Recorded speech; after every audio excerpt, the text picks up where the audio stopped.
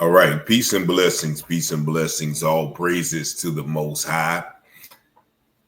This story is an example of how white privilege sometimes goes wrong, where this man right here, Nicholas Brutcher, and his brother, Nathan Brutcher, ambushed two Bristol, Connecticut cops in 2022, killing two, wounding another, after starting a bar fight, being stopped by the police on their way home, allowed to go home continuously after threatening officers, all during the interaction. I'm going to play you a news video that explains the situation, but I'm also going to show you some parts of the actual stop.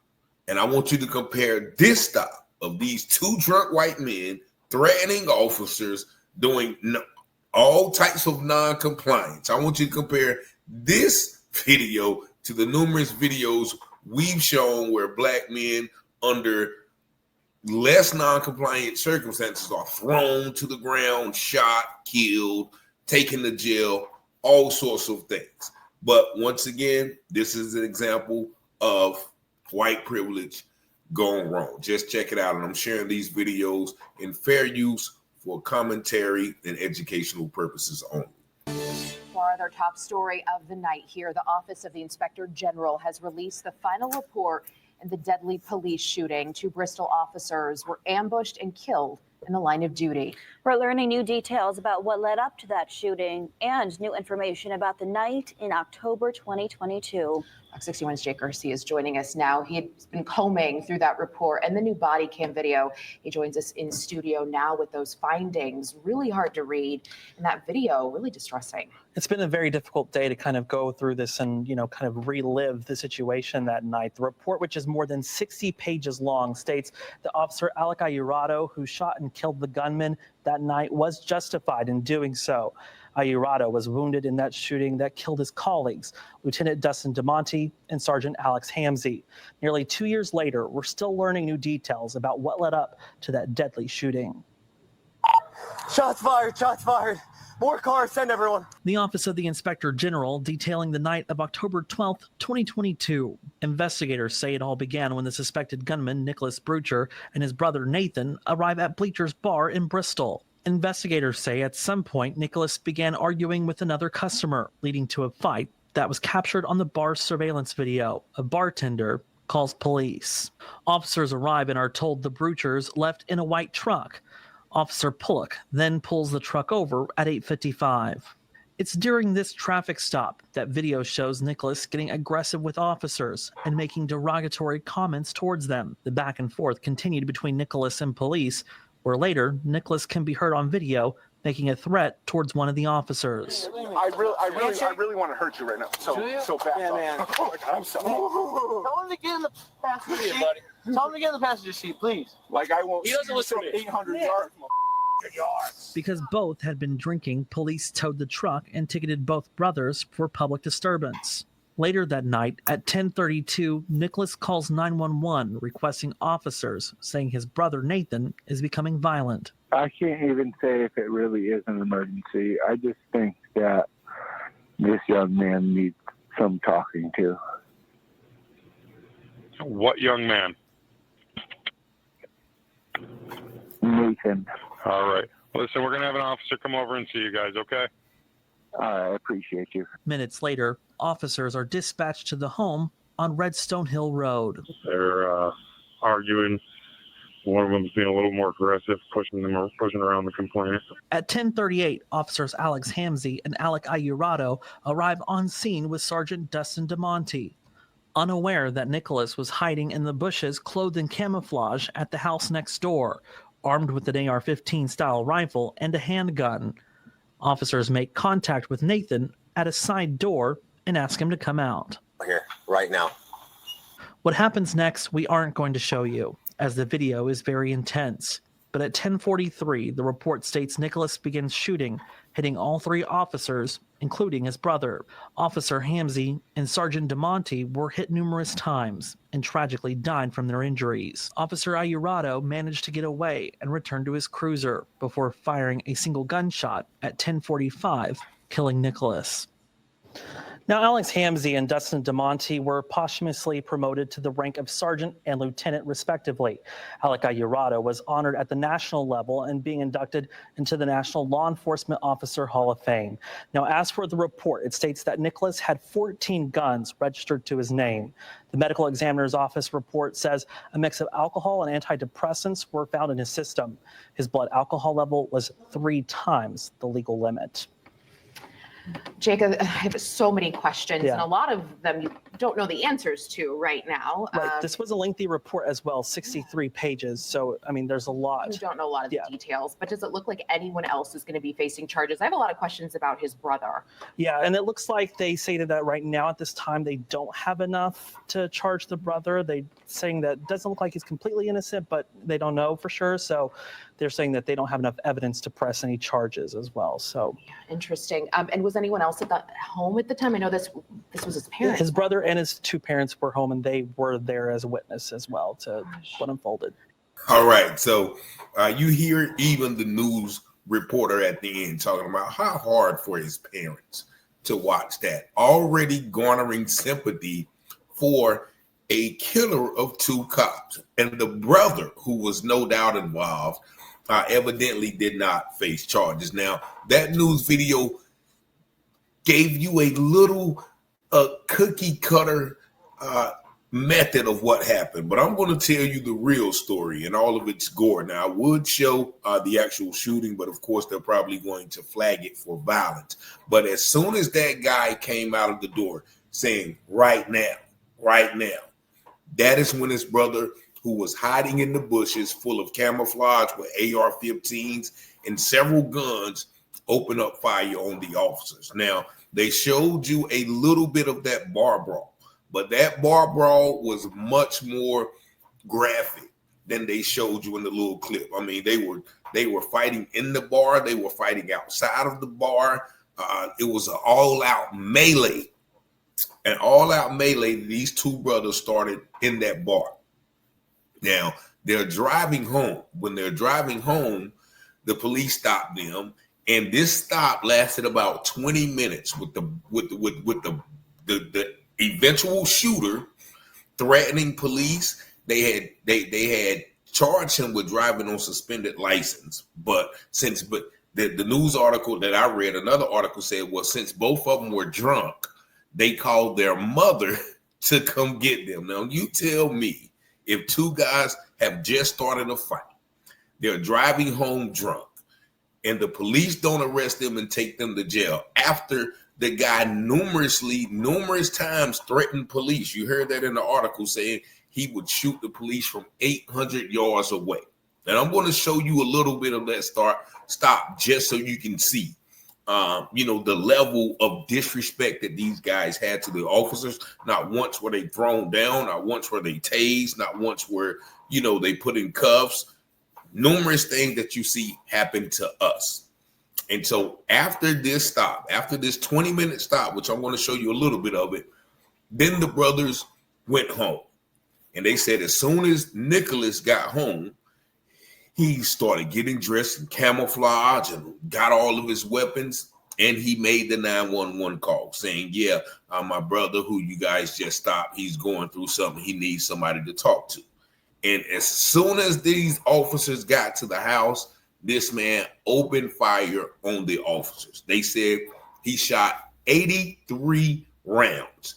He hit 1 officer. He hit 2 officers. He hit the 3rd officer, who eventually survived and killed him, but he made it to around the car, and he hid around the car. Now, this man had already shot 2 officers, killed them, and he walked out. Now he's walking out of the bushes.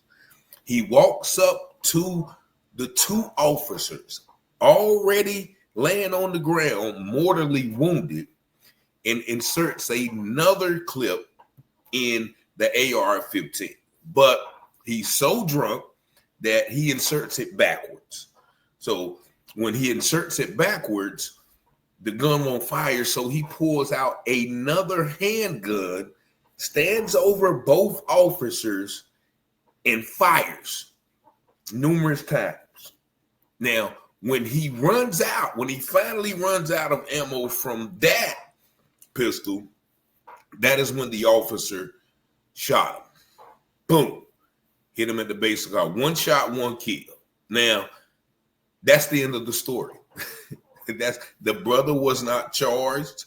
And you see what they're doing, even in this article, is garnering sympathy. Well, his blood level was 3 times the legal limit, and he had antidepressants. Now, this article is even worse, how they try to justify it.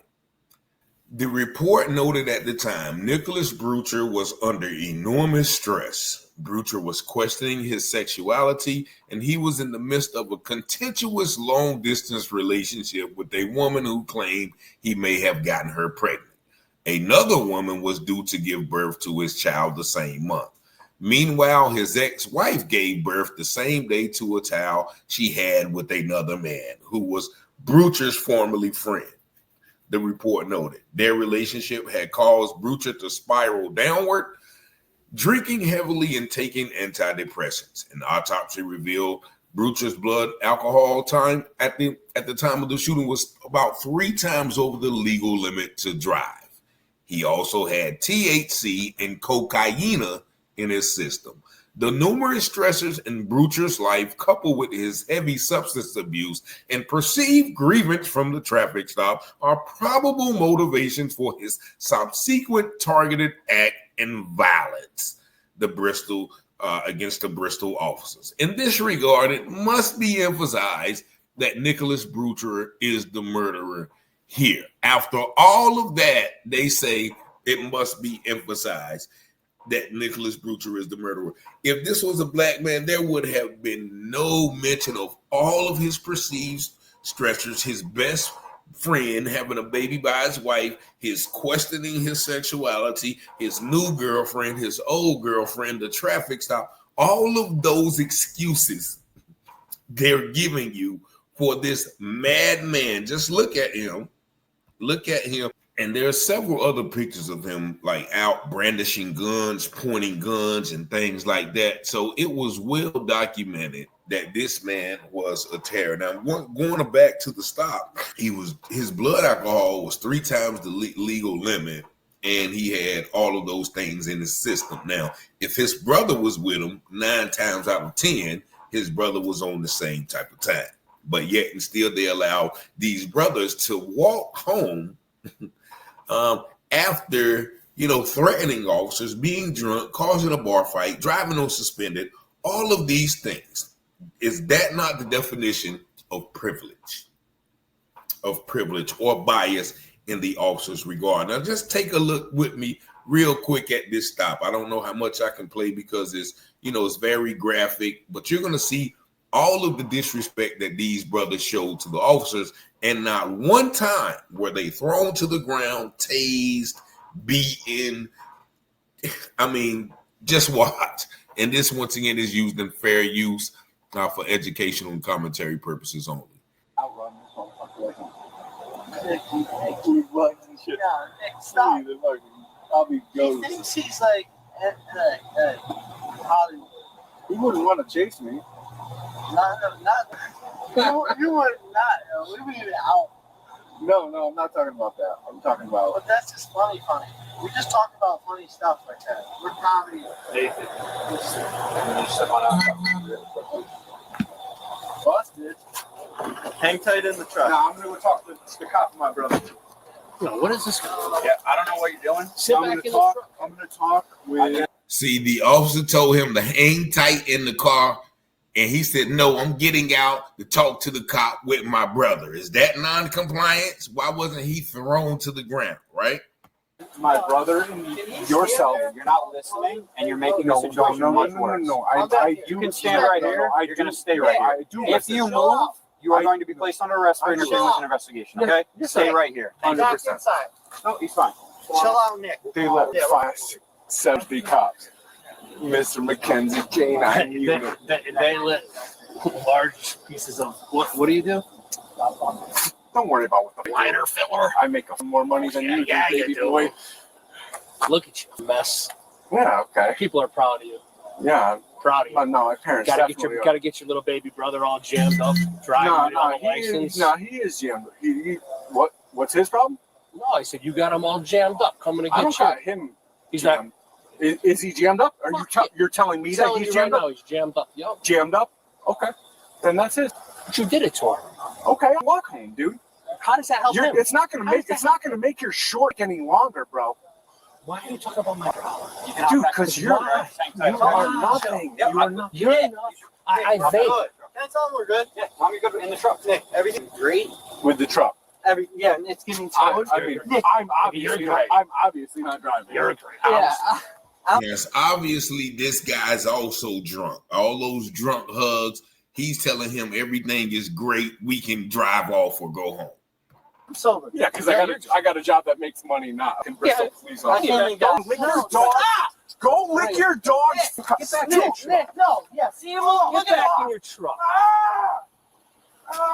See, that's the push that got the officers probably murdered because they didn't arrest him for all of the talking that he was doing. They just let him keep doing it. See? Oh, look what you did. That's right. He's like a ninja. He is. Nick, He's like a ninja. passenger seat. Dude. You're a good guy. I'm sorry. I did have a good night. Yo, I really want to hurt you right now. So bad. Yeah, man. Oh my God, I'm sorry. Tell him to get in the passenger Here, seat. buddy. Tell him to get in the passenger seat, please. Like I won't. He doesn't see you listen from to me. 800 yards. 800 yards. Stop. Yeah. Passenger seat. Threatening the officer now. No, we're not going anywhere. Let's wait in our car. They are lying. So we can't sit right here? We are not going anywhere. Can we sit in the truck? The car is going to get towed, But let's and we are going to walk away. Can we sit in it? No, I'm not sitting. Nick, he said we could. Then you. That's because I get ruined out of this. You're not getting ruined. Nathan, because of nobody's me. going to do anything. Like, I wouldn't pick them up. Nick, look at how many posts you got. Enough of them here. And chill out. Sit Knock me in out. the car. Look at, he knocked me out once. Let's see you do it again. Right now. Nick, if you want to get through the cops. All right, so I'm going to stop it right there because it's obvious that these guys are completely drunk. They should have been taken to jail, but because of their white privilege, they're able to act like that with officers. Officers are joking around with them, laughing and playing and, taking all of those insults and threats with a grain of salt until it happened.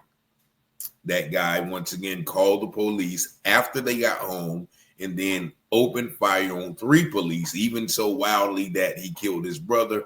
Yet and still, they're going to justify it. Even though they justify the officer shooting him, of course, like nobody has to justify that because he shot officers. But every time a young black man is running away from the officer or just failing to comply, not getting out of the car, not opening his door like Elijah Williams, all of those things, we get brutalized. This man threatened officers, talked about them, disobeyed them, got in a bar fight, was 3 times the legal drunk limit, should have been taken to a detox area to detox to 72 hours or whatever, drunk in public, yet and still he's allowed to go home, call 911 and ambush officers. And yet this is not a national story. I never heard anything about it till someone sent it to me or I came across it, I guess, researching something else. And this happened in Bristol, Connecticut. Bristol, Connecticut is where the woman walked into the police office and started firing at the bulletproof glass, and she lived. And so evidently I didn't even take the time to look up the racial demographic of Bristol, Connecticut, but you can clearly see in the handling of this case that there are 2 standards for dealing with white people and black people in law enforcement. And so once again, as a man soweth, that shall he reap. the violence that has been heaped upon others sometimes is heaped upon the perpetrators of that violence. And as some people say, people are self-destructing in this regard. But, it's amazing to me how all throughout all of these articles that talks about this, there's no mention of the brutality of it, the thuggish nature of it, the animalistic nature, the criminal nature. No, he was on antidepressants and he was just so depressed because he was struggling sexually. All of those excuses are never used with unarmed Black people who run from the police. Y'all let me know what y'all think about this video in the comments. Y'all see the number 919-587-7782. Thank y'all for watching, liking, sharing, and subscribing to the channel. And as always, peace and blessings.